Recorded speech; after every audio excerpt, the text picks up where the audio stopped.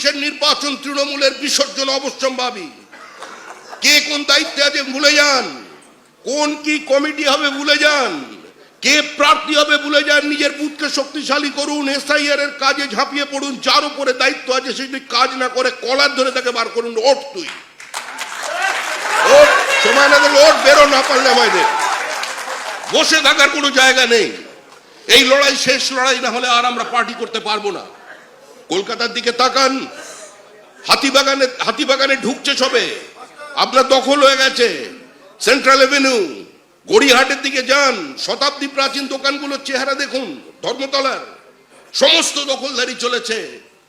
যে রাজ্যে দাঁড়িয়ে কলকাতার মহানাগরিক প্রকাশ্যের দাওয়াতে ইসলামের কথা বলতে পারেন, যে রাজ্যে ঈদ উল ফিতরের মঞ্চে দাঁড়িয়ে মুখ্যমন্ত্রী বলতে পারেন বিজেপি ইজ প্র্যাকটিসিং হিন্দু ধর্ম ইজ এ গান্ধা ধর্ম, যে রাজ্যের মাটিতে দাঁড়িয়ে একজন প্রকাশ্যে বলতে পারে যে এখানে হিন্দু 70%, আমরা এখানে 70%, হিন্দু 30%, যখন চাইবো কেটে ভাগীরথীর জলে ভাসিয়ে দেবো, এ কথা শোনার পরেও যদি কারোর বুকে আগুন না লাগে তাহলে সে নিবিচ্ছ, সে নপুংসক।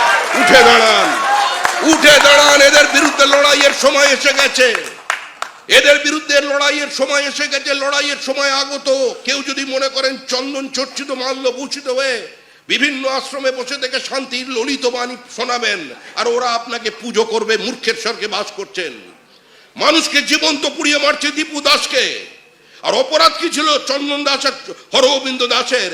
তাদের অপরাধ ছিল একটাই, তারা মূর্তি তৈরি করে, ঠাকুরের মূর্তি, প্রতিমা তৈরি করে। সুতরাং তাদের কুপিয়ে কুপিয়ে খুন করা হয়েছে। এরা সনাতনী বিরোধী, মূর্তি পূজা বিরোধী। এই র্যাডিক্যালাইজেশন পৃথিবীর ক্ষেত্রে অভিশাপ, সারা পৃথিবী জুড়ে এই সমস্যা। It's a curse to human civilization, cancer to human civilization. It's a hydra-headed monster. Kill it before it kills you. মারতে হবে। আর মারার রাস্তা গণতান্ত্রিক ব্যবস্থায় ভোটও যেমন আছে, সংঘবদ্ধতাও আছে। মানুষ আজকে এগিয়ে আসছে আমাদের জন্য, মানুষ তৈরি বিজেপিকে ভোট দেওয়ার জন্য, আর লোক দেখতে চাইছে বিজেপি তৈরি কিনা। এই পরিস্থিতির বাইরে আপনারা বার করতে পারেন।